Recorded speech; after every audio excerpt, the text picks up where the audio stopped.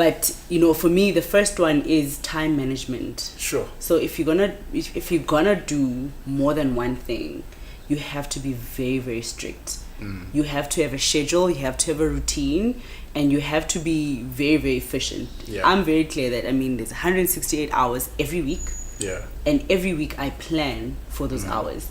I plan sleep, I plan the fact exercise. That you've worked it out, it says a lot. Yeah, I make sure the fact that you know that number. That even if life happens, because life will happen, your little one has to do this, husband needs that, work, something, happens.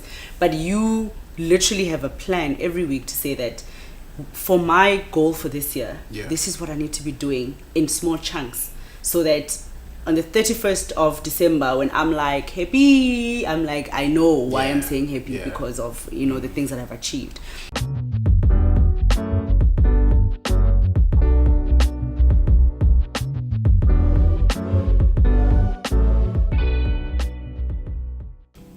Hey Sanbonani everybody, welcome to the Ebozi Show. You know what it is, my name is Thabo Moloi, and this is the show where we will sit down with real industry trailblazers to give you some thoughts, wisdom and insights to help take your career and your business to the next level. I am super excited, ladies and gentlemen, with today's guest.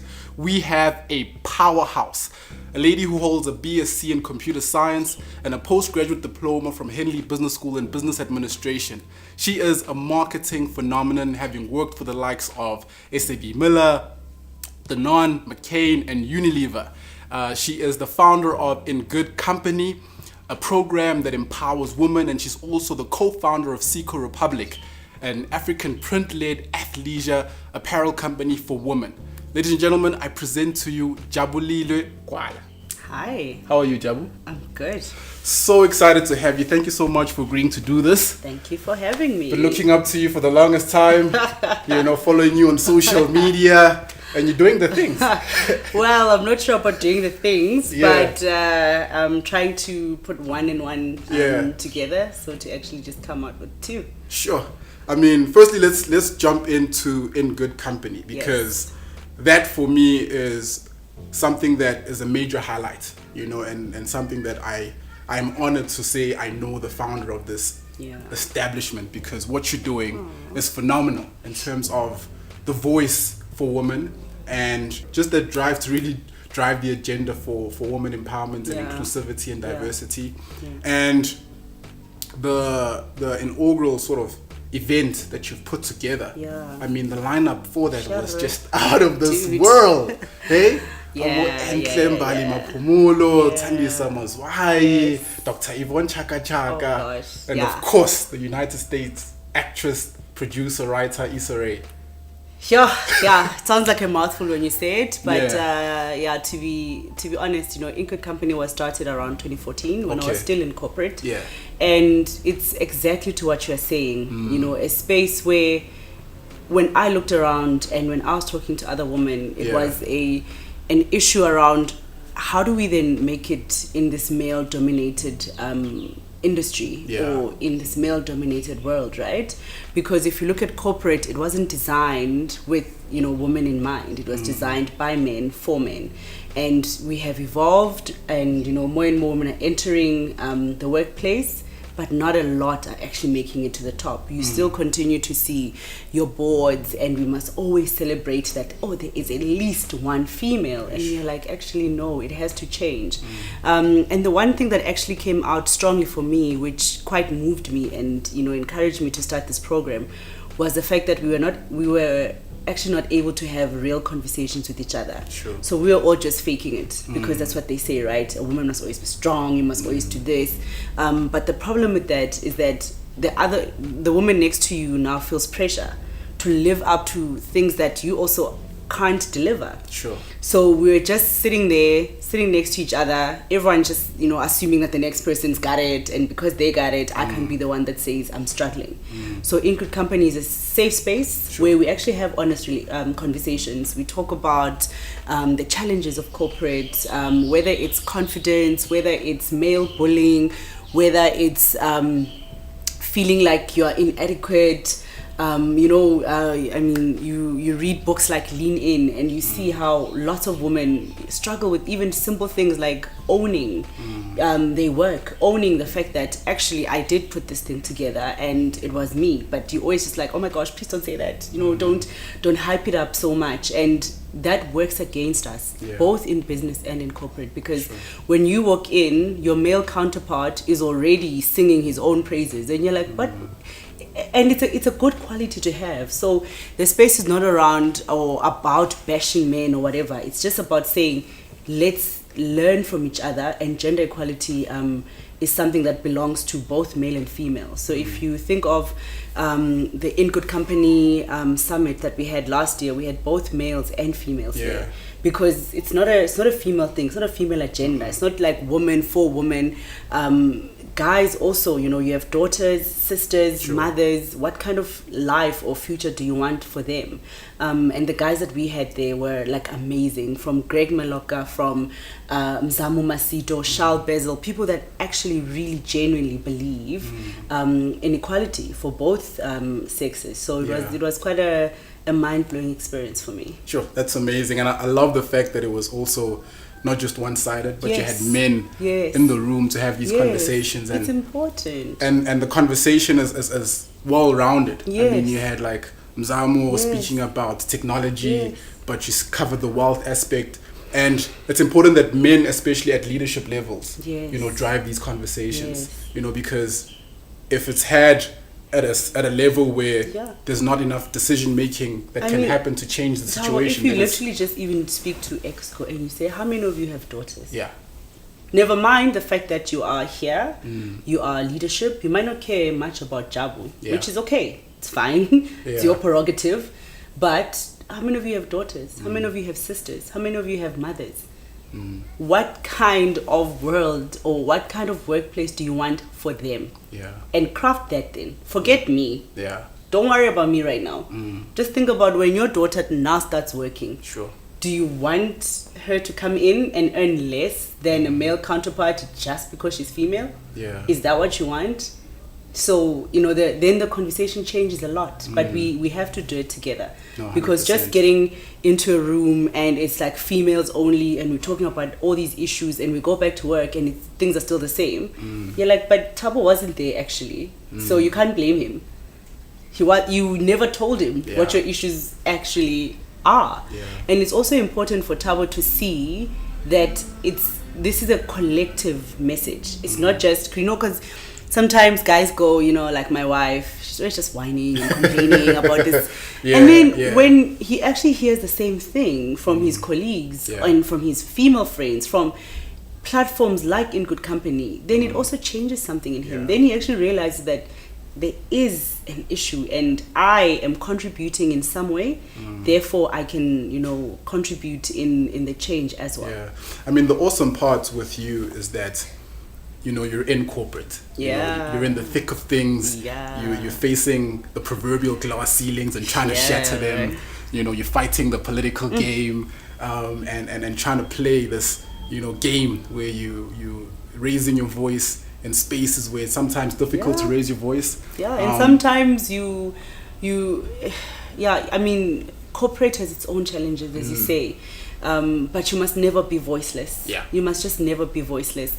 And I think for me, we've had the opportunity to watch great leaders ahead of us. If you think of leaders like Mzamo Masito, where, I mean, the first time I experienced a leader that focused on equality and also black excellence and black growth and fairness in a workplace was when, I met him and I was exposed to a lot of leaders like him, whether it's Conrad or, just learning that as you go up, it is very scary to challenge the powers. It is. And if you do, you must know that if you're not going to be a sheep and you're going to be a wolf, it's not going to be easy. But you have to do the right thing. You always have to think about the next generation that's coming after you, because if you remain silent, if you are just happy to be the only black person in the room and the only black person that has made it to board level, you are actually killing a number of young black talented people that are coming after you, because you've done nothing to change or encourage diversity in the space. And it's not easy, it's not for everyone, I agree, you know, but it is quite refreshing. I mean, I think last year I went to the Luries and I listened to Mzamo give an address, and wow. Yeah, it doesn't hold back. Yeah, and the more we have leaders like that, the more we are also given permission to kind of step out of the comfort zone, because it is scary. Yeah. It is very scary to call a spade in a space where you are a minority. But sometimes you just have to do it. And, you know, when you look at at leaders like that, you then are encouraged to say, you know what, there's room for it, and we kind of have to move in that direction. Yeah, and what I love about the program itself, what it represents, like what you were saying, it's a collective voice. Yeah. You know, because if you want to be a lone ranger and fight the fight by yourself, you're not going to get much. No, you're not but gonna what you're doing far. is you're saying, okay, cool, let's pull people with us. You know, let's give these ladies a microphone to say, okay, cool. Yeah. You've got something to say, let the world hear it, you know. You know, Thabo, when I started In Good Company, it wasn't about me feeling like I have something to teach or something to tell women. It was started because I felt that I wanted to learn, and I felt that if I could find women that inspire me, find other women like myself who are looking to learn, and say, who inspires you, and bring them into a space where I can learn with other women. That has been, you know, the crux of In Good Company. It's not about you know, I've made it, I understand this, I can teach this, I can teach that, because actually I can't.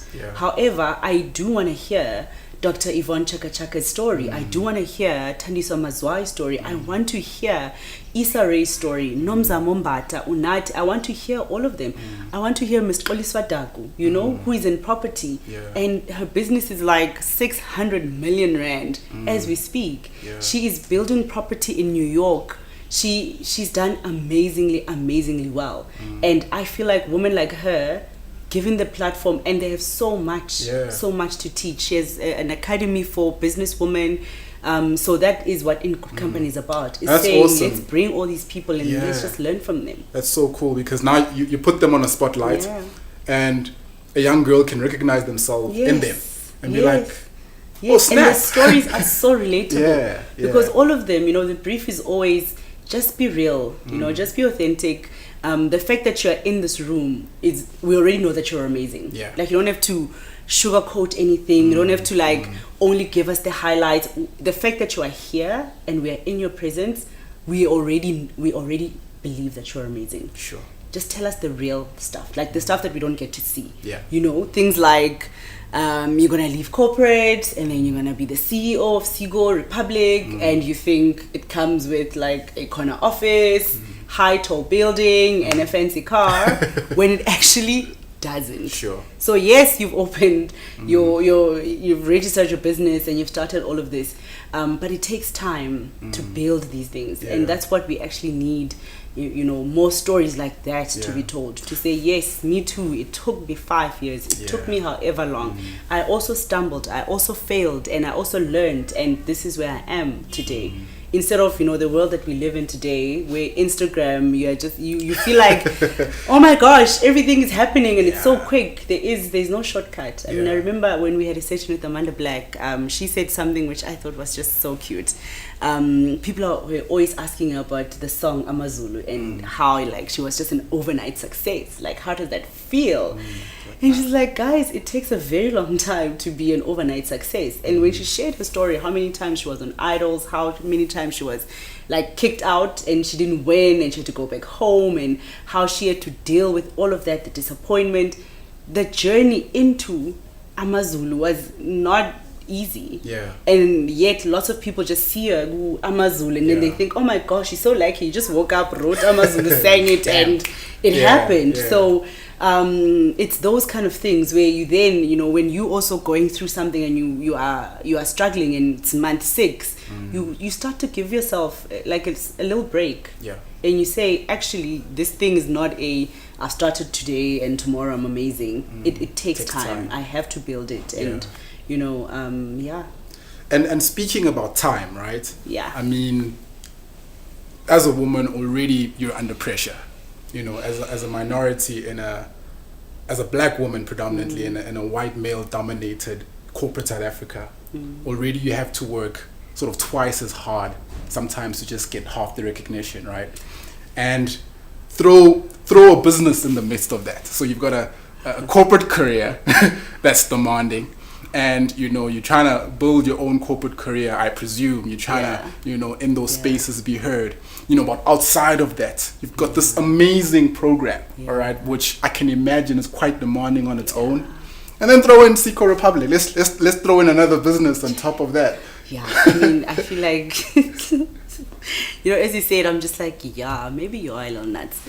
But I think for me, what I've learned is that when you are passionate about something, it will never leave you. So yes, you can be in corporate, but Siko will always be there because you feel like I should be doing this thing. In Good Company will always be there because you feel like I should be doing this thing. And then of course there's family, there's kids, there's everything else. So for me, you know, what I started to kind of learn last year, especially talking to women who came, you know, for the program, is this concept of dual career. Okay. Because it's not easy to leave corporate, because corporate gives you the security, month-end debit orders, they're sorted. Yeah. But corporate does not then address your passion. You know, only a few can say, I'm in this corporate and I'm doing what I love and they're letting me do it the way I want to, so I'm fulfilled. And for those, my gosh, they are very lucky and we really salute them. Then for the rest of us, corporate, yes, you do love your job. I mean, you're marketing, you enjoy it. I love my job, but I still have other things that I want to do with my life. Okay. And hence then, sorry, the conversation around how do I then create a space for the things that I love, which is in Good Company and Siko, and still manage to do marketing for McCain. And how do I do this in a way that does not compromise myself or my family? And, you know, when you look at this concept of dual career, it is defined in two ways. The first one is around two careers in a marriage or relationship, which is what most, you know, families probably look like. It's mom, dad, both working, and, you know, over the last decade or so, or even more, it just has grown. But the second part of dual career then talks about the individual that has two careers. If you try and even do research, there's very, very little guidance or information around the second part. You can find lots of tips and tricks and how to manage, you know, mom and dad working, sharing chores, doing this. But when it comes to just me, I'm the one who wants to actually do both. What does that look like? Which then, you know, it said something to me to say, let me research this more and then let me find ways to share it a bit more. But then there's like 5 things that keep me alive in this world of madness. Because I mean, when I hear your story, I'm like, how I know. Because I mean, another thing is that you didn't just jump into this. You know, I mean, you've got a lot of pedigree behind you. You got a lot of experience, and I'm sure you'll touch on it. But for me, what I've seen is that if you're gonna do it, there needs to be some sort of synergy and alignment. You know, you can't be an engineer, then you want to do architecture on the side. You know, my side hustle is construction. But I think that would be something else, you're in medicine full time. You know. So for you, what I would, you know, I'm sure you're gonna touch on it, but what I've seen is that for a lot of people that are able to do it, you know, there's sort of congruency in terms of what they do in their day job and also their side hustle, where you're able to leverage both worlds. And they sort of complement each other. You know, because the marketing insights you get from your business, you're able then to play into McCain and say, guys, these are the consumer trends I'm seeing. But at the same time, the thought leadership you've been able to acquire through your career enables you to sort of build Siko Republik into what it is today. And I think that for me is a critical part of it, right? Saying that this is what I've learned over the years. These are the skills that I actually have. How can I use them beyond my 9 to 5? 100%. And that's exactly it. Because Siko Republik, lives because I've learned so much about marketing and building brands and crafting products that consumers want, being able to listen to consumers and spot opportunities. It's not something that just came out of nowhere. Had I not had the many years spent at SAB or Unilever, I would not even probably be where I am. But for me, the first one is time management. Sure. So if you're gonna do more than one thing, you have to be very, very strict. You have to have a schedule, you have to have a routine, and you have to be very, very efficient. I'm very clear that there's 168 hours every week. And every week I plan for those hours. I plan sleep, I plan the fact exercise. That you've worked it out, it says a lot. I make sure the fact that you know that number. That even if life happens, because life will happen, your little one has to do this, husband needs that, work, something, happens. But you literally have a plan every week to say that for my goal for this year, this is what I need to be doing in small chunks, so that on the 31st of December, when I'm like happy, I know why I'm saying happy, because of the things that I've achieved. So the first one, it is time management. You have to be very strict, because your corporate, your main hustle needs you still to deliver. Okay, so even if you do have like Inco Company and Siko, whatever the case may be, you still need to deliver for McCain. McCain is still like, I'm sorry, 100%. Where's our marketing I always, work? because there's a lot of people who also ask me like, entrepreneurship. I've got this idea, and I wanna pursue it, and I always say, the biggest preparation is yourself. Because ideas. There's plenty of ideas, and anyone can start a business, but there's a certain caliber of individual it takes to really make it. And when you invest in building that discipline, you have to, and doing what it takes to become that person. You have to. Otherwise, like you say, there's life a limited. can't just happen to you. Exactly. You have to plan it. No. So for me, for example, every single day I wake up at 4 a.m. All right. Doesn't matter. It's a Sunday. It's a Saturday. But do it. Because I know that there is so much that I need to cover, and if you don't build that discipline. And you don't give yourself excuses or any room, you say, all right, cool, this is what I need to do, this is the time that it needs, and you stick to it. For me, that's even, because it captured it very beautifully. No excuses. No excuses. And there are times when you're just like, oh, maybe like one more hour. But snooze. Oh my gosh, I've been working so hard. Today I need a day off. No excuses. And my old boss, Lebo, introduced me to Robin Sharma when I was still a brand manager. Okay. And that was like, 2012 or so? Sure. And he'd already started, and I remember this one line about his tips of, successful people. And he called it mind over mattress. Okay. And it's exactly to your 4 a.m. story. That you have so many hours.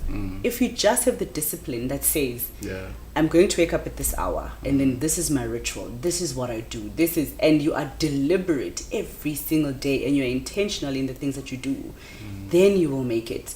He's just written a book now called The 5 a.m. Club. It's exactly the same thing.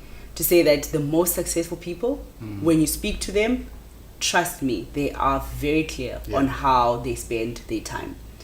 It does mean, less time binging, less time watching Game of Thrones, which, if you are diligent, you do deserve time out as well. You just schedule it in, and you say that there's an hour on a Saturday that's just allocated to couch potato. I look at it in income statement, balance sheet terms, right? Sorry, it's just my background. So it's like, for me, time is capital, right? That's how I see it. Where if you think about it as capital, then you have to invest it. All right. But if you think about it from an income statement perspective, then it's just an expense that you have to spend.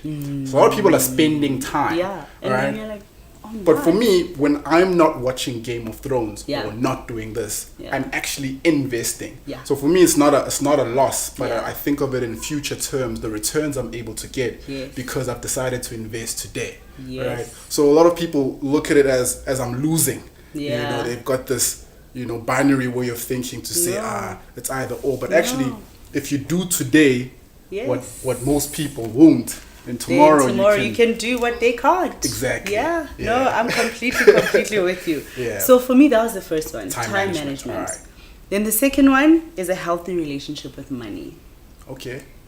And in fact, that is number one, but it's, Yeah.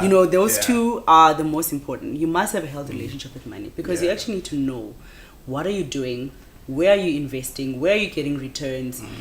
If you're going to be getting a salary every month and you're investing it in a business, because actually you don't come up with an idea and you get funding the next day. I mean, for most of us, that's not the case. Yeah. So you have to plan. You have to be diligent and say, if I'm going to be investing in Siko Republik, where is that money going to come from? Yeah. And how am I going to raise that money? Yeah. And then how am I going to manage it? So that you're not spending 2 years of your life busy creating Siko, and it's actually not even making you money. Exactly. You're busy just, stealing from Peter to pay Paul. So that for me is the second one. If you're going to go the side hustle route, make sure that you manage that business as a business. Yeah. And there's no crossover. That's so important. Siko must fend for itself. Input company must fend for itself. Your work fend for itself. Yeah. If Input company, as beautiful as it is not working, it's not working. It is what it 100%. is. But you can't now be moving things around and not being clear as to what's actually happening. So for me, that's the second big one. And for me, what I sorry to jump in there, but No. what I feel like, and you've hit the nail spot on. It's almost like, when you're flying somewhere and the ladies that give instructions, the air hostesses give the safety briefing. Yes. And then they say, in case of, emergency or there's a loss of air pressure, there'll be Start those. with you. They'll say start with you before you Yes. try and help the person next to you, right? And for me, that's the metaphor I see when it comes to your finances. A lot of people are in financial trouble. Yeah. And they think that they can start a business to And fix find it. to Yeah. fix their financial troubles. And that's for me saying you're trying to fix someone next to you before you sort yourself out, right? But it's because there's this perception that business gives you money. Yeah. It's the thing. Like it's an immediate, like I'm starting Siko. Yeah. Siko is going to make me lots of money. Yeah. Whereas that is not the case. For a while, Siko needs you to invest in it because even when you do make those sales, first you've had to invest capital to produce these things. You've had to work with talent to actually produce that print, to produce the designs. You've had to kind of think, how am I going to get this thing out to everybody? If I'm going to create awareness, I need to invest in this and that. So the business is not going to give you money for a while. And what the business also won't do is that it won't change your habits. No. All right? No. So if you love shoes, and when you see the sale, your eyes light up, then take Siko money to go buy a pair of shoes. You know what I'm saying? And you will do that. And that's the thing. You got to build the habits first. Get into a habit where you're saving at least 60% of your income. All right? Now, 60%. It's a lot, eh? It's a lot, all right? It's like, most people can't even save 10%, all right?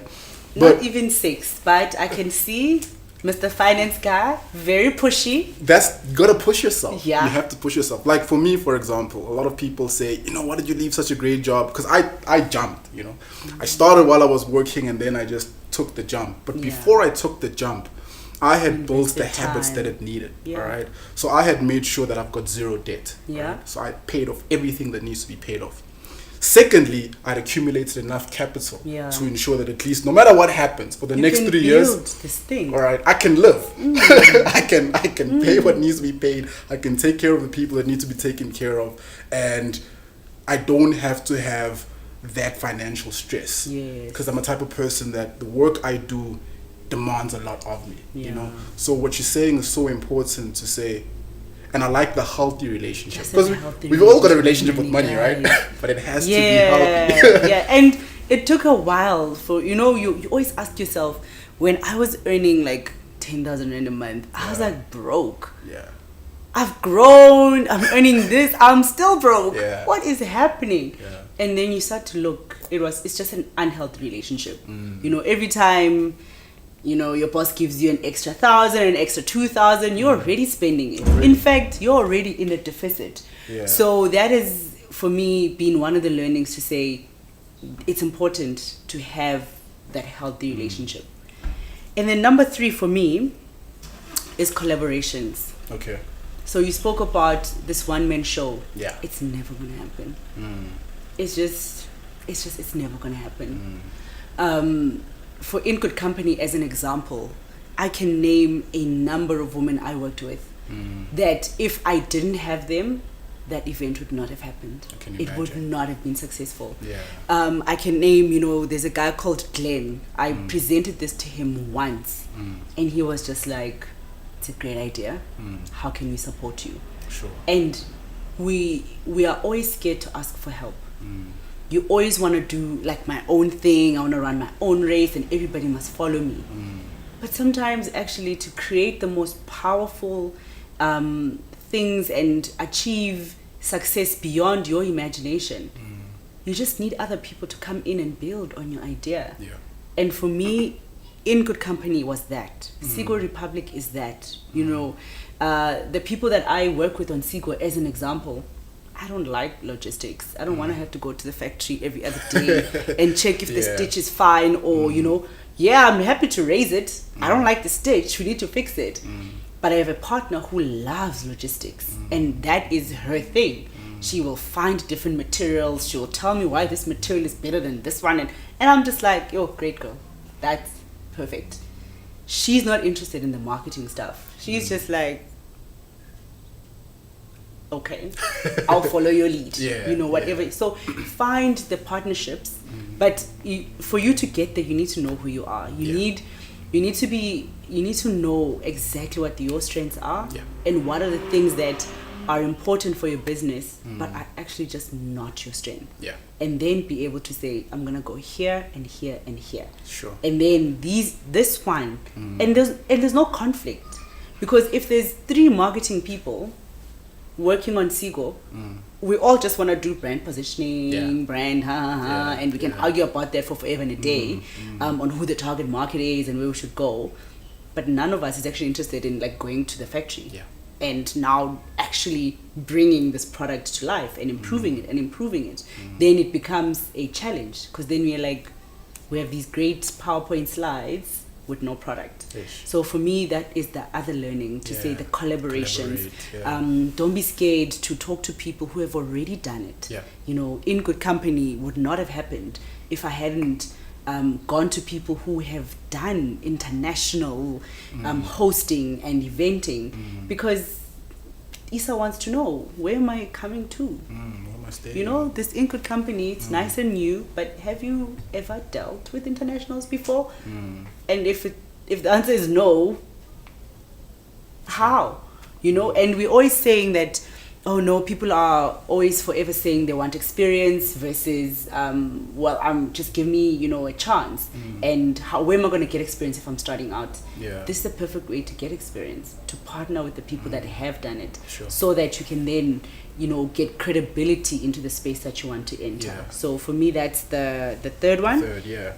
And then the fourth one is around the notebook gang. I never go anywhere with my notebook. Gang. All right, I can see. I capture everything. I want to make sure, because sometimes you can like go on and talk and you're just like, no, but I forgot to learn this and I forgot to talk about this. I always capture my thoughts. I write them down. When I have a meeting with any of my friends who are like always late, because if I'm not late, they're late. But during that 30 minutes, I'm never like flustered on where are you? I'm with my notebook. I'm checking the things that I said I was going to do. The other ideas that I had, have I actioned them? I'm writing new ideas, because that way you are so busy. Your days are actually literally always full.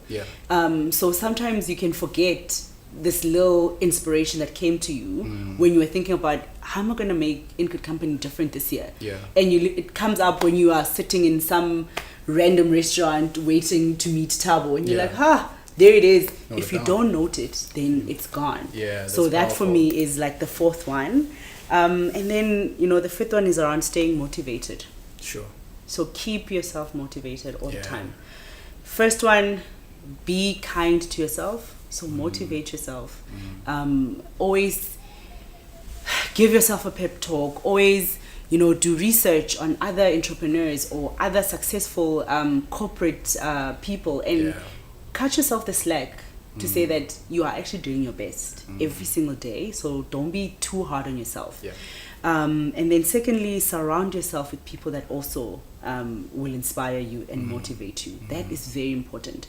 And for me, I don't believe you need to cut your other friends. Yeah. I don't believe in this personal branding and the people that you are with. Like, I genuinely don't believe it. My friend, if I grew up with you and you're still my friend, whether or not you've chosen a different stream for yourself, we can laugh about other things and we can connect on other levels. But what I mean about surrounding yourself with people that inspire you, there will be a few people that when you are in their presence, the language that you speak and the kind of information that you get helps you kind of unlock some of the things that you've been struggling with. It doesn't mean that now you have to cut everybody else and just focus on these people. No. So that's not my belief. I mean, there are some people that believe, you need to be with the people that kind of show your future or whatever it is that they name it. But I really believe that, yes, you do need to be around people that keep your fire burning. And then the third one is find then the spaces that will allow you to also do that. So there's so many now that are kind of available to us, these events where there's different talks, there's so many spaces where you can go and you can meet other people that you didn't even know about, and you can listen to their story and you can connect with like-minded people, because the people that have gone there are also there looking to learn and looking to kind of move themselves forward. So those are the things for me that I kind of use on a regular basis to just keep myself in check and not lose myself in the process of just trying to grow and make it in this life thing. Because a lot of people, like that third collaboration piece is so critical in terms of making sure. I like what you said. First, know yourself. First know yourself. Have that self-awareness. It's important. And the honesty as well. Because sometimes we can drink our own Kool-Aid. And tell ourselves we're great when we're not. Then you will make it. But to have the self-awareness and the honesty to be humble. To be like, I struggle in this area. And then to be brave enough to reach out to someone who can help you. Just ask for help. That's so key. And you'll be so. And actually, firstly, let me also not create this bad illusion. You will find people who want to help you and people who don't. Okay. So let me not lie and say you're gonna go to everybody and everyone's gonna be like, oh yeah, I want to help you. No. But that's not the point. The point is you reach out to the people where you need help. The people who are meant to help you will help you. The universe is conspiring in your favor. The people that if you come to Thabo and you're like, oh Thabo, I need this thing, and actually that's not where Thabo is at the time. Sometimes it's not even personal. Sometimes he's going through his own things and he's just not available. You mustn't now focus on the fact that, oh, but I asked Thabo and Thabo never helped me, so now I'm never going to ask anyone else for help. It's important to know yourself and know where and how you need help, and just keep talking to different people. The people that are meant to help you, the people that are meant to be there, they'll be there. Yeah, that's so powerful. And also like the stuff with writing notes. It reminds me of a blog I read by Tim Ferriss, and he takes it to the extreme, right? He has a diary of everything that happens in his life in a day, right? So when he wakes up, he'll write the time. Drank water at this time. All right. Exercised, meditated. All right. Had an ice bath. Read. All right. Got into business. Made this call. Every single day, he's gotten into the discipline. What that allows him to do is then assess at the end of the week or end of the month where did I waste time? Where was it inefficient? All right. What makes most sense for me to spend more of my time? All right. And where can I cut back? If something didn't go well in my life, whether it's my relationships, whether it's my health, I can then go back and try and pinpoint where the issue is, and it's easy for me to diagnose. So there's a lot of rigor in business, and we apply a lot of rigor in building brands and putting together financials, but for ourselves, no, a self audit to be like, okay, Thabo Moloi, have notes on yourself. What are your KPI? In fact, people find it very intimidating to do that, to apply what you apply in your corporate world into your life. Because whether it is a relationship, whether it is yourself, to apply the same things, the KPIs, whether it's financial, whether it's health, whether it's productivity, when you have to hold yourself to account, somehow you just like, no. Yeah. When in matter of fact, you are the most important, right? 100%. So it should start with you. So I like what this guy is doing. I don't know if I will be able to do it for now. No, but I actually think in the long run, it would be beautiful to just start, even if it's not like by minutes, even if it is just a guideline to say Monday, I actually did this and that and that. Yeah. And then you can still go back and say, I actually spent so much time chatting in the cafeteria. It was actually 2 hours. Yeah. I could have used it differently. It also allows you to build in a rhythm. Yeah. All right. Because a lot of people don't believe in balance, but I believe in rhythm. All right. And you got to find a tune that works for you. You do. And to be able to touch your family. You all right, do. and touch your friends. Yes. All right, and touch and then then you've got this dance that works, because you can't be like non-stop working.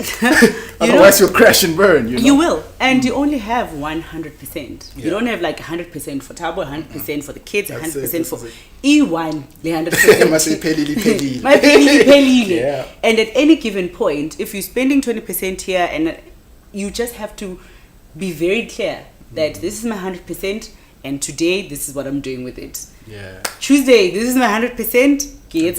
That's it. Yeah. And I mean, that's all you have. You don't have more than that. Yeah. And the last piece, for me, that is the make or break for any entrepreneur, because it has to come from within. A lot of people make the mistake, especially when they're in corporate and they're working under someone. They feel that that person has to motivate them. All right, so they feel that my manager has to motivate. It's my manager's job to motivate. It's not your manager's develop me, it's not your manager's job to motivate you. Yeah. All right, it's your job to motivate yourself. Your manager can only direct you. Yeah, can only point you in the right direction. Yeah. Can only give you the guidance and mentorship. But if you don't have that self motivation, everything is going to be a struggle. Yeah. All right. Even in entrepreneurship, even in corporate, you need to be self-motivated. And I like what you said earlier around passion. You said marketing is your passion, right? Because if you're in a job where there is no passion, then even trying to start a side hustle is going to be so hard, because you're going to be so drained. By the time you get home, you're not going to have much to give, Exactly. And energy begets energy. Exactly. So you gotta find. No, I'm completely with you. You gotta find something within yourself that says, you know what, I feel alive when I do this. Yeah. I might not feel alive majority of the time. And it is your responsibility, Thabo, to motivate, motivation and development. Because even if you go to corporate, you want to improve your skills. Yeah. Who is supposed to come and find you and say, hello, Thabo, how can I improve your skills today? No one's going to do that. No. People are busy with to-do lists, and unless you go and you say, hi, my line manager, I want to do a course here. I want to actually do this and do that. I want you to put me in this project because I want this project to teach me. It's never going to happen. Yeah. Same as an entrepreneur. In fact, it's even worse as an entrepreneur, because now actually all you have is yourself. You can't even say, oh no, well, my line manager didn't, or my line manager that. So it's both. Yeah. Motivate yourself, develop yourself. You are responsible for you. The world owes you nothing. That's it. Sure. All right, lastly, all right, you've given us so much wisdom already. Oh my gosh. I'm going to take these 5 points and, I want to do something with them, but we'll have a chat about that later. But I love these 5 points so much. But lastly, there are a lot of people that watch this who either are in corporate or in business or in corporate thinking about, pursuing this dual career. I like the way you put that. Trying to push a side hustle, trying to push a passion project. I want you to just give them just the word of wisdom. I can imagine it's extremely tough, especially as a mother, as a wife, as a manager in corporate, as a leader in business. Where do you draw strength? in times of weakness? Where do you find that thing when apples are falling all over the place and things are being dropped and nothing seems to be going right? Yeah. What do you pull from to wake up and keep going? Just be clear on why you started. Be clear on why you are waking up every day. Yeah. So if you are clear on why you are in corporate, no matter how tough it gets, you must always draw from that. And that for me is the first thing. I mean, we spoke about knowing yourself, but also like know why are you here in this company? Why are you in this role? Forget the fact that yes, you need a paycheck at the end of the month. If that's the only reason, when things are falling apart, it's going to be hard to stay motivated. Be very clear that I'm in this job because this is what it gives me, not what I give them. It's more than the salary. It gives me, if I think of corporate, it's a sense of structure, a sense of purpose. I'm passionate about actually building brands and being in this space that allows me to create a positive impact at a scale. Those are the things that keep me going. Therefore, in the work that I do, those things will come through. Because if I am working on a brand, how else are we contributing to society? How are we doing this? How are we doing that? So no matter how hard it gets sometimes, and you have to be in the office at 6 and leave at 10, you're actually doing something that you want to do. Yes, there'll always be things that you don't want to do, but be clear that there are the things that you want to do and they'll keep you going. Same as your business. Why did you start? Don't start a business, like you said earlier, because you're in financial turmoil and now you want to start a business so you can cover your additional expenses. You need to be clear, why am I doing this? And be in it for the long term. I remember one of my mentors saying to me that, if you're starting a business because you think you're going to, have a Porsche in a year or two, you're doing it for the wrong reasons. But you must know that you are here and you are serving time so that your kids can start off in a different space and their kids can start off in a different space. And for me, that is what keeps me with both Siko and In Good Company. Yeah. It is tough as hell. Can you imagine? But I always just think to myself, in 20 years, when my daughter is done with varsity, what conversations do I want to have with her? And that's the one. And then the other one, when it comes to family, just also, be present. When you are with them, just be present. Yeah. When it's time to work, I mean, my house, they know. My kids, I tell them, I have to work at home. I don't have a choice because I'm doing both. When it's work time, it's work time. When it's playtime, it's playtime. And if you are present like that, then you feel less guilty. Yeah. And they also feel less cheated by you. Because when you're at home and you're on your phone and you're at home and you're worried about this, then actually you might as well just go back to work. You might as well just not be here because you are not here. Yeah. So just give them that time and give yourself that time. When you start to manage your time and you have your routine, then that way you don't cheat yourself, you don't cheat anyone. And you're okay with it because you've said there's only 168 hours, right? This is the best that I can do. 100%. Full stop. Yeah, sure. That's powerful. Thank you so much, Jabu.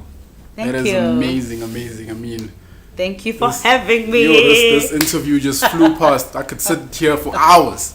So guys, what she spoke about in terms of knowing your why, knowing what pulls you out of, having a reason to get out of bed, a reason why you go to work is so critically important. And then having perspective around that, where you're not starting a business for money or you're not going to work for money, but you have a bigger reason. And we all have ambition, but it's important to plan and have a direction around that ambition. These 5 points that she spoke about are worth gold, okay? So manage your time, have a healthy relationship when it comes to money, collaborate, take notes, write down, be precise around your day and what happens in it, and look for motivation internally and surround yourself with the right type of people. I've been tremendously blessed, but thank you so much for watching. I trust and hope that you've also got something out of this, if not a lot. Make sure that you switch on if you're not online. And like I keep trying to tell you, I promise you, it's going to be a movie. One love.